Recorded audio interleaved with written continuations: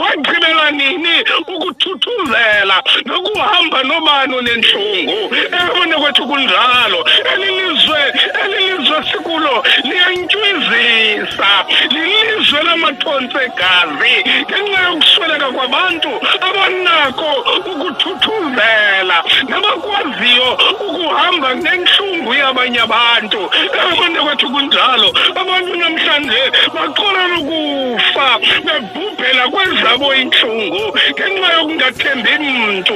Abanye bazithatha ubomi ngokwabo ngenxa yokuswela abantu abanokubaxelela nabanokuhamba kunye nabo ngexesha lentlungu.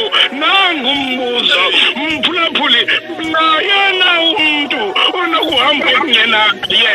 Nangu umbuzo, mphulaphuli, uyakwazi na ukuthuthuzela ubani onentlungu? Ungakwazi ukwenza na umsebenzi kaSalomi? Ungawenza na umsebenzi kaMaria, uhambe kunye nabo ngexesha lentlungu?